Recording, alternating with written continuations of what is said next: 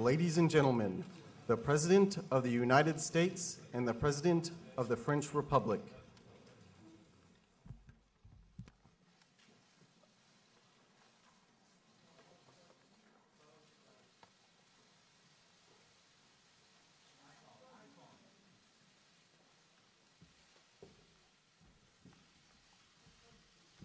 Thank you very much.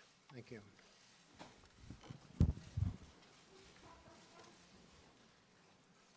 Melania and I are truly honored to welcome French President Macron, Mrs. Macron, to the White House. Thank you very much. It's a great honor.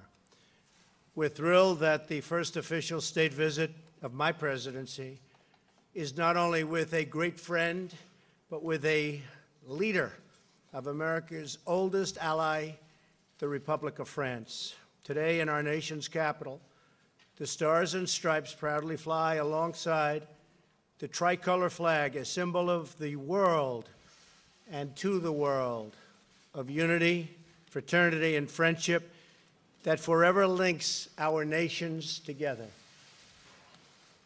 40 years after the end of our War of Independence, the great General Lafayette traveled to George Washington's home at Mount Vernon to visit the grave of the father of our country. President Macron, we're deeply moved that nearly 2 centuries later, the President of the Republic of France made that same tribute last night. It was a beautiful evening. Thank you. Thank you very much. This past summer, Melania and I had an incredible visit with you and Brigitte in Paris to celebrate Bastille Day. We were awed by the beauty of your country and the grateful hospitality of your incredible people. They are incredible people. Together, we commemorated the 100th anniversary of America's entry into the First World War. We remembered the French and American patriots who shed their blood together in defense of civilization. Their noble sacrifice will echo through time forever, an immortal tribute to our people and to our freedom. During the horror of the First World War, more than 1 million people were killed or injured from chemical warfare. In the aftermath of that horror, civilized nations came together to ban chemical weapons. 2 weeks ago, following Syrian dictator Bashar al-Assad's barbaric use of chemical weapons against his own people, the United States, France, and the United Kingdom joined together to strike at the heart of the Syrian chemical weapons program. These actions were designed to establish a strong deterrent against the use of these heinous weapons. President Macron, I thank you for your leadership in this effort. And it was a well-executed effort at that. And I thank you, the members of the French military, for their courage and their great skill. The United States and France are also cooperating to prevent the proliferation of nuclear weapons. We are grateful for France's key partnership in our campaign of maximum pressure on the North Korean regime. As you know, I will soon be meeting with Kim Jong-un as we seek a future of peace, harmony, and security for the whole Korean peninsula, and in fact, for the whole world. However, in pursuit of peace, we will not repeat the mistakes of past administrations. The campaign of maximum pressure will continue. France and the United States also agree that Iran cannot be allowed to develop a nuclear weapon, and that regime must end its support of terrorism. All over, no matter where you go in the Middle East, you see the fingerprints of Iran behind problems. I also want to thank President Macron for France's vital contribution to our very successful campaign against ISIS. As we drive these ISIS killers from Syria, it is essential that the responsible nations of the Middle East step up their own contributions to prevent Iran from profiting off the success of our anti-ISIS effort. Very rich countries are in the Middle East. They have to make major contributions. They have not been doing it as they should. A major topic that we discussed a little while ago. They have to step up tremendously, not a little bit, but tremendously, their financial effort. Mr. President, on behalf of the American people, I again express our solidarity in the wake of the terrorist attack in southern France last month. I share the confidence you conveyed at the memorial service for the heroic Colonel Beltram, that in time we will achieve the ultimate triumph of right and of justice. In the fight against terrorism, we both know that we must be strong from within to defend ourselves from threats outside. We will do what we must to protect our countries. You are our oldest ally, and you are truly one of our great allies, and we appreciate it. We will always be there for you. Both the United States and France are dealing with a challenge that has gone on for a long, long time. It's uncontrolled migration. In the United States, we are taking strong action to regain control over our borders and over our sovereignty. It's gone on for too long, and we've slowed it down very substantially, but we're going to stop illegal immigration. I know that you face similar challenges in France, and Mr. President, I admire the leadership you have shown in addressing them in a very honest and direct fashion, and not always popular.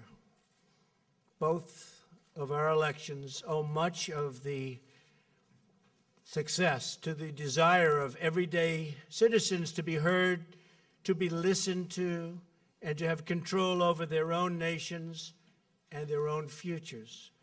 Let us demonstrate through our partnership that the voice of the people will always reign. At all times, it will reign. During our meetings today, we also discussed the robust economic relationship between our countries. The United States is setting records in business, and we will continue.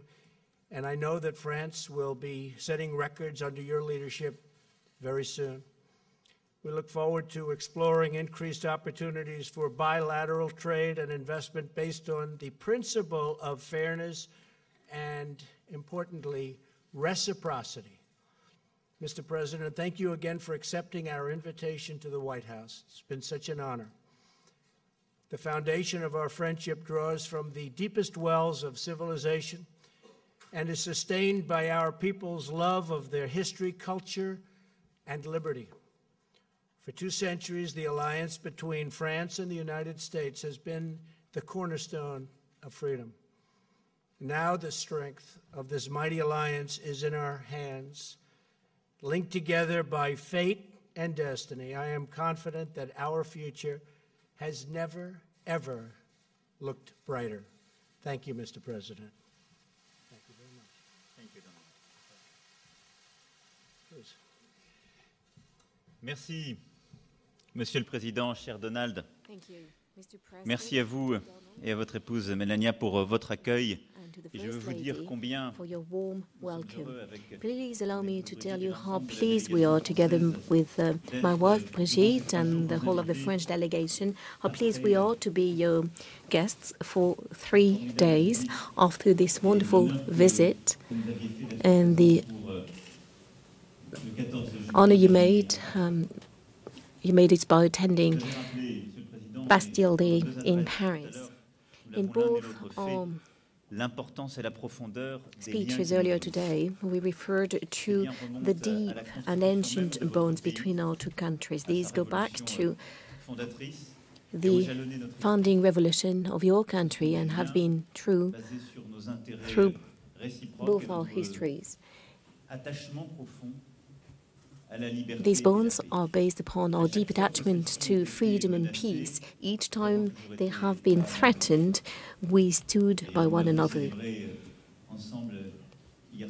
And we celebrated that last night, the four of us, by going to Mount Vernon, given that no one else could illustrate, as well as George Washington, the strength of the commitment and the bonds between our two countries. Mr. President, please allow me to go back to a number of issues which are fundamental for not only our relationship but beyond. The first topic is Iran. You said, once again in front of the press, what your position was during the campaign, and as well as the President of the United States. It's not a mystery. We did not have the same starting positions, stances, and neither you nor I have a habit of changing our stances or going with the wind. That being said, I can say that we've had a very frank discussion on that, just the two of us. You consider that the Iranian deal, the JCPOA, the one negotiated in 2015 with Iran, is a bad deal. For a number of months, I've been saying that this was not a sufficient deal, but that it enabled us, at least until 2025, to have some control over their nuclear activities. We therefore wish, from now on, to work on a new deal with Iran. What we need, and I believe that on that, our discussions allowed us to shed light on our convergence of views, is that we need to cover four topics. The first one is to block any nuclear activity of Iran until 2025. This was feasible thanks to the JCPOA. The second is to make sure that in the long run there is no nuclear Iranian activity. The third fundamental topic is to be able to put an end to the ballistical activities of Iran in the region. And the fourth one is to generate the conditions for a solution, a political solution, to contain Iran in the region, in Yemen, in Syria, in Iraq, and in Lebanon. On these topics, I did not change. I constantly said that we needed to find the framework so that together and with the powers of the region and with the Iranian leaders managed to find a deal. I therefore would like us to commit to that effect in the weeks and months to come. This is the only way to bring about stability. France is not naive when it comes to Iran. We have also a lot of respect for the Iranian people, which through their history, its history has always shown its strength. But we do not repeat the mistakes of the past. Each time we tried to unilaterally replace the sovereignty of a people, we've brought about some more terror.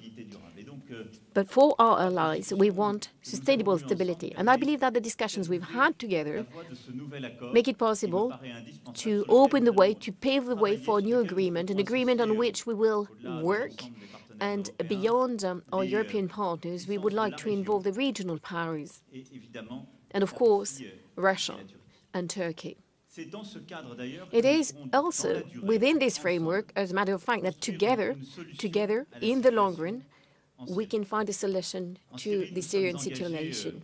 In Syria, we are together engaged within the international coalition against Daesh and the terrorists, and we will continue to act till the end within this framework until victory.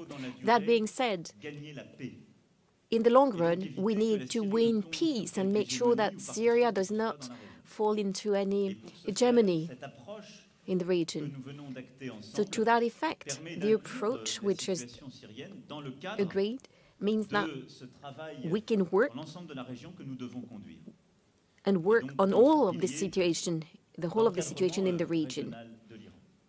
and with En Syrie, these nous allons efforts continuer à œuvrer ensemble to au sein du contain Conseil de Iran sécurité in the region. pour nous assurer We will que continue to le work droit to that international effect humanitaire, within the l'interdiction UN Security d'utilisation des armes Council chimiques sont to make pleinement sure that respectées. humanitarian Nous law, prendrons, comme nous l'avons the fait, prohibition of chemical le weapons are Conseil. fully complied Mais with, nous allons and désormais we will aussi continue œuvrer to avec, shoulder our nos responsibilities to partenaires that sur ce effect. sujet à But we will construire also work une with our solution partners politique in durable, building a sustainable inclusive, political qui évitera toute solution, hégémonie, an inclusive one that will évitera, prevent any là aussi, de hegemony nourrir le and once terrorisme again à venir. will prevent Nous feeding avons, au-delà terrorism de ces sujets, in évoqué the ensemble future.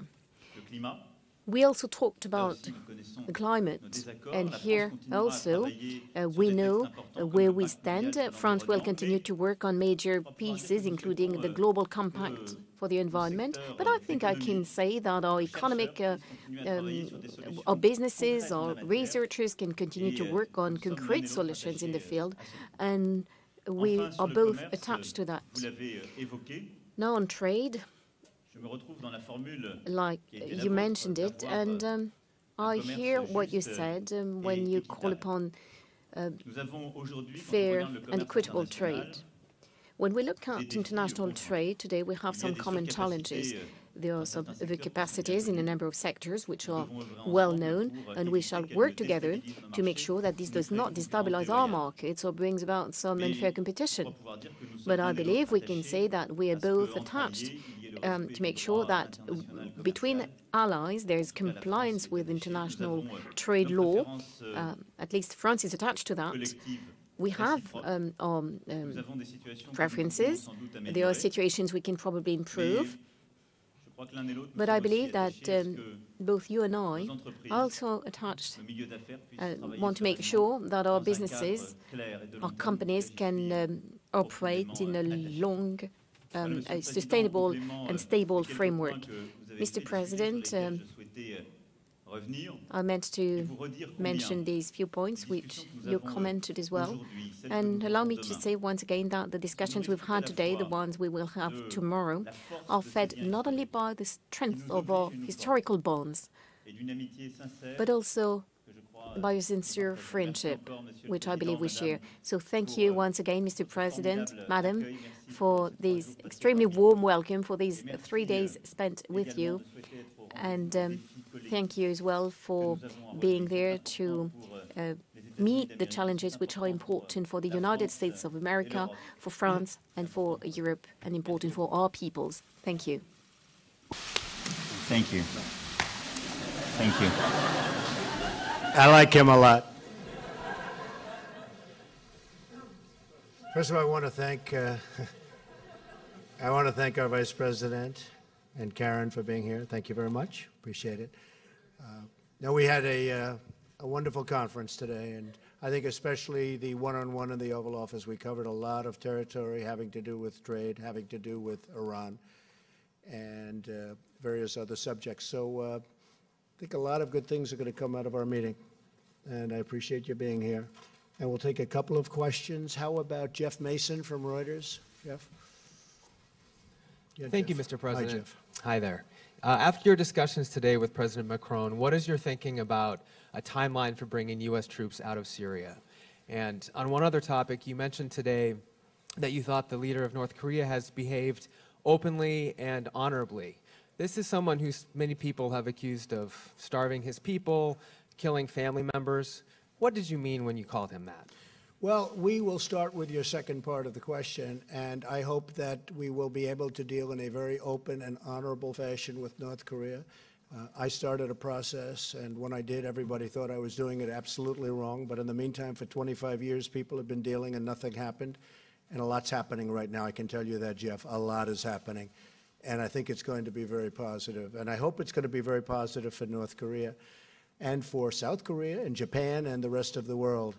But I am starting at a level that, frankly, I shouldn't have had to start. This should have been worked out a long time ago. This should have been worked out many years ago. We were discussing that.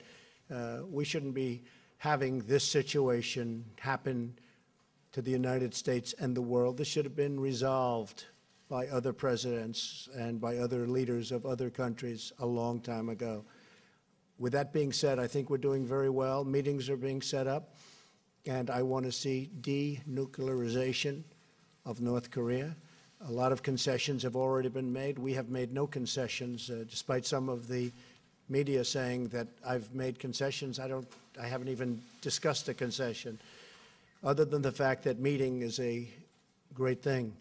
And I'm sure that a lot of other people would have liked to have had the position we're having. I will say this, we put the strongest sanctions on a country that we ever have put on any country by far.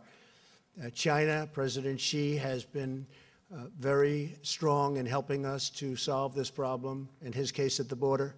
He's allowing very little to get through. I think he's doing that for a number of reasons. We have a very good relationship, and also it's very important in terms of trade, because I do play the trade card. If you look at what's happening with trade in China, it hasn't been fair for many, many years to the United States, and we're going to solve that problem. In fact, we're having Secretary Mnuchin and a couple of other folks heading over to, Bob Lighthizer, heading over to China at the request of China. They came here, as you know, last week, and we're having very substantive discussions on trade. But I think it all plays to the border and the fact that they have been extremely strong on the border, and very little has gotten through, much to the surprise of a lot of people. And I believe the trade will work out, but I also think that China has never treated us with more respect than they have over the last short period of time that I'm president. I have a very excellent, as you know, relationship with President Xi, and I think that relationship is very important as to what's happening with North Korea. So the end result is we'll see. Maybe good things will happen, and maybe we're all wasting a lot of time. But hopefully it'll be good for everybody concerned. As far as Syria is concerned, I would love to get out. I'd love to bring our incredible warriors back home. They've done a great job. We've essentially just absolutely obliterated ISIS in Iraq and in Syria. And we've done a big favor to neighboring countries, frankly, but we've also done a favor for our country. With that being said, Emmanuel, and that we don't want to give Iran open season to the Mediterranean, especially since we really control it to a large extent. We really have controlled it, and we've set control on it. So we'll see what happens. But we're going to be coming home relatively soon. We've finished at least almost our work with respect to ISIS in Syria, ISIS in Iraq, and we have done a job that nobody has been able to do. But with that being said, I do want to come home, but I want to come home also with having accomplished what we have to accomplish. So we are discussing Syria as part of an overall deal. When they made the Iran deal, what they should have done is included Syria. When I say should have, before giving them Iran $150 billion and $1.8 billion in cash, $1.8 million in cash. If you think about this, before giving this kind of tremendous money, okay, $150 billion and $1.8 billion in cash, in barrels, I hear it was taken out, and in boxes it was taken out, cash. They should have made a deal that covered Yemen, that covered Syria, that covered other parts of the Middle East where Iraq is involved, where Iran is involved. They didn't do that. So we want to come home. We'll be coming home, but we want to have a very, very strong, we want to leave a strong and lasting footprint, and that was a very big part of our discussion. Okay? Thank you. Just a follow-up, if I may, sir. On North Korea, you said you believe in complete denuclearization. What does that mean exactly? It means they get rid of their nukes.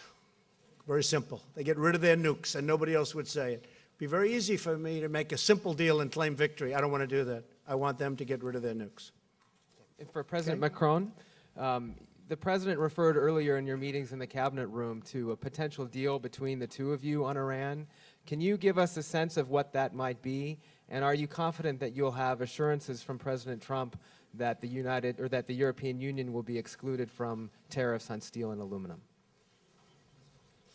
Look, as for the second question, is it the president to answer? But I just want here on the trade issue to be very clear. When you look at the trade issues between our two countries, they are balanced. There is no unbalanced relationship. Second, we are following and respecting the WTO rules because we are the one who contributed to the creation of WTO, and we think it makes sense to respect the rule you decided to create. In general, in life, that's a good method. Third, because I do believe that we have a very first issue on trade, which is overcapacities in steel and aluminum. It doesn't come from Europe, and not even from France. And it's good to work together when you are allies, and especially when you work so closely together on security issues like Iran and Syria. So I'm confident about the future of the trade relationship, as I think it's part of a broader picture where our interests are totally aligned. As for the Iranian situation, and I think I detailed in my introduction, for me, the key pillars of this new approach we want to adopt. And it's exactly what President Trump said.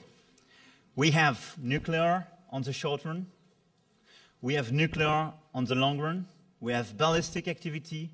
We have regional presence of Iran. We want to fix the situation for these four pillars. Syria is part of the fourth one. And what we have to work on, obviously with Iran and the different parties in the region, the P5 and our allies, is to find a fair deal where we can fix the overall situation. This is the only way to preserve sovereignty in the region and to build peace on the very long run. Otherwise, we will have to come back in the region because of new terrorist groups, for sure. And I'm very happy about the discussion we had together, because we raised very new issues and very new solutions together, and especially the fact that the Syrian crisis and the Syrian situation should be part of this broader picture. And the fact that we are here, and we are today in Syria, together as the international coalition against ISIS, but tomorrow we will have to find a way to fix the situation from a political point of view, not automatically from a military point of view, which means to set up a series of agreements, part of this big deal, in order to be sure that Syria tomorrow will be a sovereign country with inclusiveness and free people in a situation to decide for the future. This is very important, and that's our duty. And I think we will have a great shot at doing a much bigger, maybe deal, maybe not deal. We're going to find out, but we'll know fairly soon. Mr. President? Une question de la presse française. Bonjour, Laurence Benamou, Agence France-Presse pour la presse française. À votre arrivée, Monsieur le Président, vous disiez qu'il n'y avait pas de plan B. Mr. President, you were saying that there was no plan B, that the Iran deal was to be preserved. Now you're talking about a new deal with Iran. Why did you change your mind? Did you join the strong approach suggested by President Trump? Is it because you could not convince him? And in addition, do you think the other who signed the agreement, the deal, will follow you? When I say there is no plan B, I usually refer to the fact that there is no B planet. It was about climate rather than Iran. Now, regarding Iran, I've always been coherent, and you can go back to what I said at the UN General Assembly in September. I always said that there was the JCPOA, but we needed to add 3 pillars, post-2025, the ballistic issue and the regional influence. I do not know what President Trump will decide regarding the JCPOA, and it is his responsibility. The JCPOA is the first pillar of this framework I just described. So I'm not saying that we're moving from one deal to another. I'm saying it is one aspect of the problem. I've never been as critical of the JCPOA as President Trump has, because I believe that we can usefully add to it.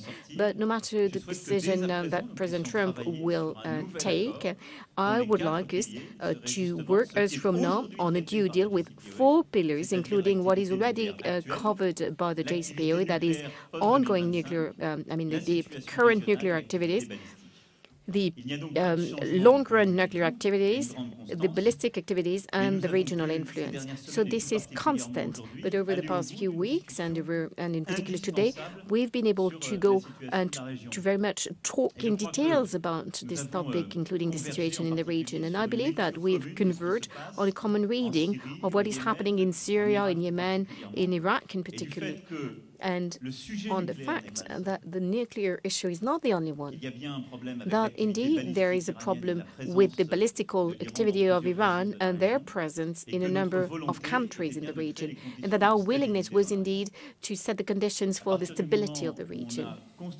Once we've built this convergence of view, the idea of moving on to a new deal that would include the solution for Syria, I believe is a strong step forward thanks to the discussions we've had today. So I very much would like us to work together with all of our partners, and the ministers of foreign affairs already gathered the small group, and they will be doing it again anytime soon. The purpose is to have some the allied powers, and we're amongst them, and of course also the regional powers, to work at the level of this small group.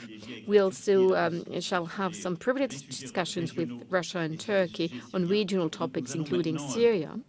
So as from now, we will work using that method in favor, work towards a deal. I believe we can both combine our common views and our differences, because we are not in a vacuum. I always said vacuum. I always said we should not tear apart the JCPOA and have nothing else. I think this would not be the good solution. But once we are placing ourselves in a momentum, the purpose of which is to put together a broad agreement covering the 4 topics I just mentioned, it's very different because, first of all, we can take on board the concerns and the criticism of President Trump regarding this deal, which, like I said, once again, this deal was supported by former American administration and previous American administration. But we can work, and it is also about respecting the sovereignty of the states of the region. It's not about intervening, no matter what. It is rather about building a stable framework that will contribute to stability and to peace building. And I think this is what we've been agreeing upon today. It's not about tearing apart an agreement and have nothing, but it's about building something new that will cover all of our concerns. And if I might add, they states, and as I've alluded to, that in countries that are in the area, some of which are immensely wealthy, would not be there except for the United States and to a lesser extent France. But they wouldn't be there except for the United States. They wouldn't last a week. We are protecting them. They have to now step up and pay for what's happening, because I don't think France or the United States should be liable for the tremendous cost. The United States is embarrassingly into the Middle East as of a few months ago, as you've heard me say before, and I don't take responsibility, but I would be very embarrassed if I had to, $7 trillion. And when we want to build, Mr. President, our infrastructure, everybody says, oh, we want to be careful with our money. When we want to fix a highway or we want to build schools and lots of other things, tunnels, bridges, they say, oh, let's be careful with our money. And yet we have spent $7 trillion in the Middle East, and we've gotten nothing for it, nothing, less than nothing, as far as I'm concerned. That's over an 18-year period. The countries that are there, that you all know very well, are immensely wealthy. They're going to have to pay for this. And I think the President and I agree very much on that. And they will pay for it. They will pay for it. We've spoken to them. They will pay for it. The United States will not continue to pay. And they will also put soldiers on the ground, which they're not doing. And we will, in fact, bring lots of people home. We will have a strong blockage to the Mediterranean, which to me is very important. Because if we don't, you have Iran going right to the Mediterranean. Not going to have that. But there is a chance, and nobody knows what I'm going to do on the 12th, although, Mr. President, you have a pretty good idea. But we'll see. But we'll see also if I do what some people expect, whether or not it will be possible to do a new deal with solid foundations, because this is a deal with decayed foundations. It's a bad deal. It's a bad structure. It's falling down. Should have never, ever been made. I blame Congress. I blame a lot of people for it. But it should have never been made. And we're going to see what happens on the 12th. But I will say, if Iran threatens us in any way, they will pay a price like few countries have ever paid. Okay? Yes, John, please. John Roberts of Fox. Thank you, Mr. President. I have a question for President Macron as well, but if I could to you, sir, first.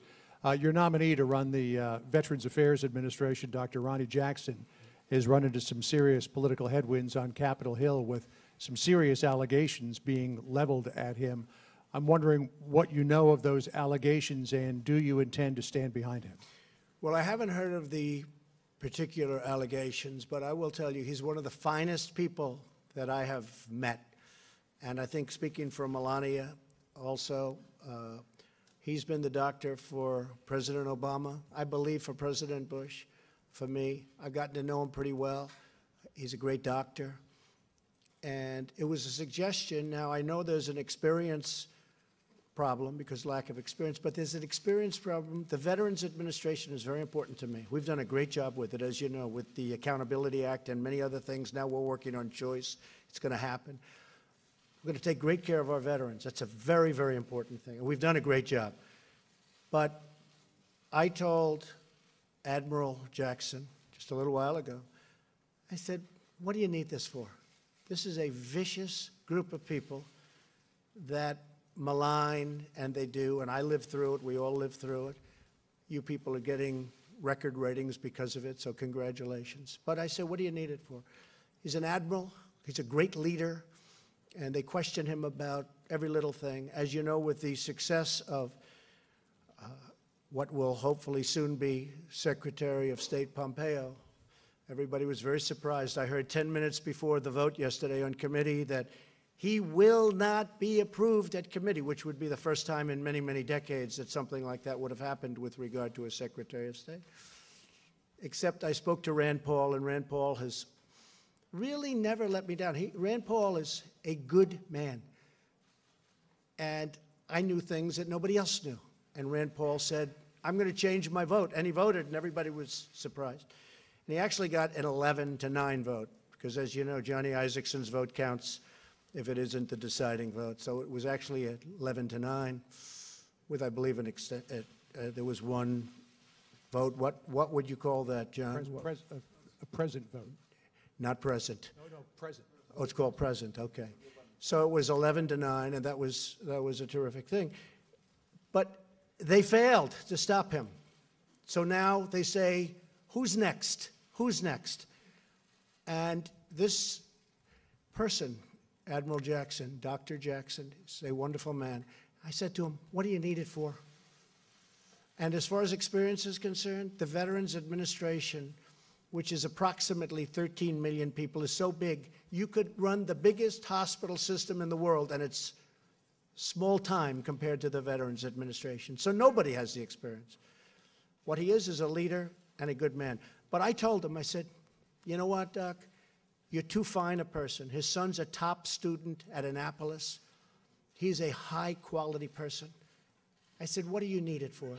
So he'll be it's totally his decision, but he'll be making a decision. But they failed with Mike Pompeo, and that was a big, big hit because they thought they could stop him and embarrass. The Democrats have become obstructionists. That's all they're good at. They're not good at anything else. They have bad ideas. They have bad politics. The one thing they do is obstruct. And that's why I'm waiting for, you would never believe this, I'm waiting for very good people like the ambassador to Germany. Hasn't been approved yet. It's been in there for 11 or 12 months. We have Angela Merkel coming to the United States on Friday. We still don't have our ambassador approved. And at this rate, and many of the papers checked it out yesterday, and they actually said I was right.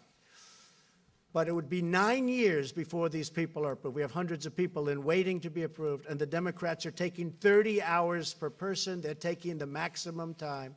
They are obstructionists. That's very bad for our country. I said to Dr. Jackson, what do you need it for? So we'll see what happens. I don't want to put a man through who's not a political person.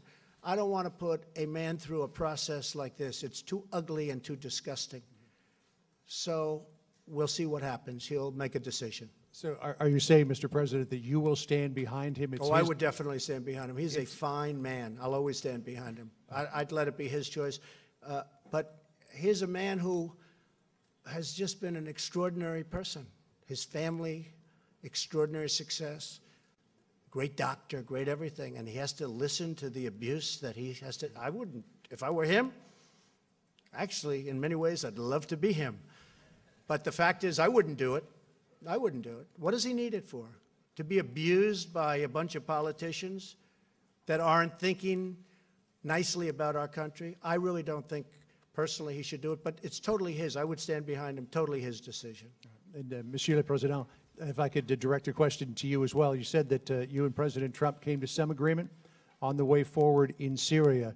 U.S. troops are really at the heart of any solution. How long, President Macron, do you believe U.S. troops need to stay in Syria? Through the defeat of ISIS, or do they need to stay through a stabilization period until an alternative to the Assad government is stood up? First of all, let me say how proud and honored we are to be part of the international coalition today, alongside with the United States troops, in order to fight against ISIS.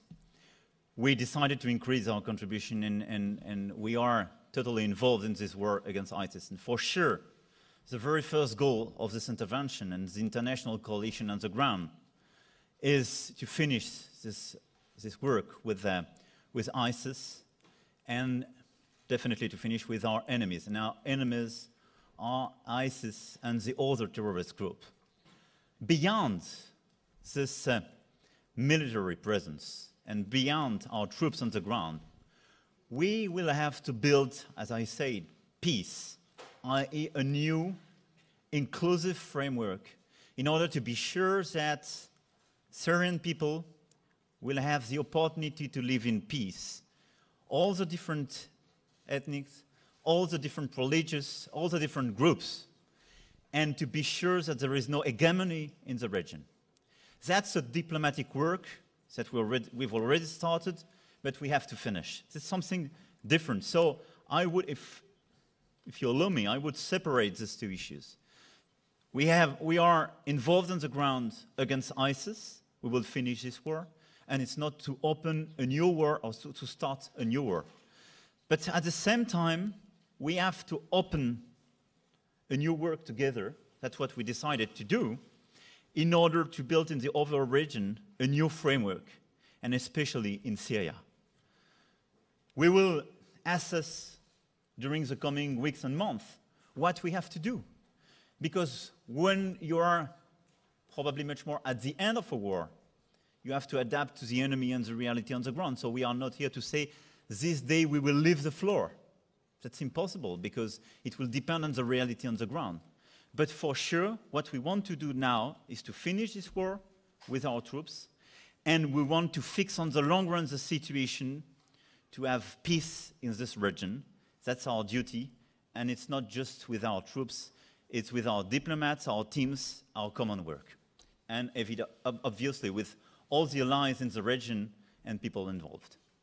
We've pretty much finished with ISIS, and we're going to be making some big decisions in a very short period of time, but we're working very closely together with France and with the President. Okay? Thank you very much.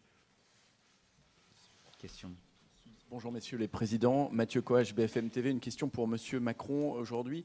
Depuis un an, vous entretenez une relation extrêmement amicale avec le président américain, inhabituelle même par rapport aux autres présidents. Pourtant, on voit bien qu'il y a un certain nombre de sujets de désaccord entre vous. At the same time, we can see that you do not agree on a number of topics. There are more and more of them. We've seen that openly in the Oval Office earlier on Iran. It seems like the initial deal with Iran will not be able to be saved. So what about this relationship? Can it have some concrete impact on France? Can it be beneficial to France and to Europe? You talked about reciprocal interest. Is that really the case today? Oui, totalement. D'abord, je crois que si Yes, definitely. I believe the reason why we enjoy this relationship is because of the relationship between our two countries. Indeed, we have a different background, but it is maybe because we both are not politicians or typical politicians. And none of us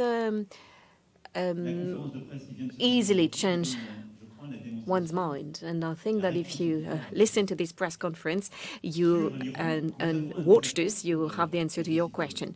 Regarding Iran, we have a disagreement regarding the JCPOA, but I think we're overcoming it by deciding to work towards a deal, an overall deal that will enable us to deal with the issue of nuclear issue, but also treat it together with another 3 issues which were not being dealt with so far. So should the decision, I mean, we've spent more than an hour, just the two of us, and had the conclusions been that the United States of America would walk away from the JCPOA and France would not move, then our friendship would be wasted. But it is about making sure that we're each taking into account the position and the interests of our reciprocal countries. It is unprecedented. We'd never before taken a joint position, a joint stance on Syria the way we did, and on Iran in favor of a deal that would enable us to cover the 4 pillars. There is intense work between ourselves and our teams. Otherwise, we would not be in a position to do as much. In the past, sometimes France argued that it was time to take action against chemical weapons, and France was not followed by its allies, including the United States at the time. It is not what happened this time. We decided together what was possible and what was not, what was legitimate within an international framework as 2 members of the Security Council, and we conducted an unprecedented military intervention at an unprecedented level of cooperation. And please allow me to pay tribute to our troops, to our armies, and to that of the United Kingdom, because we've led a unique operation, a proportionate one, and we were able to do so thanks to this relation that we enjoy. So on Syria, Iran, the credibility of the international community against the use of chemical weapons, you've seen it, you've had the evidence that showed that the relationship between our two countries and our friendship enable us to achieve some concrete results.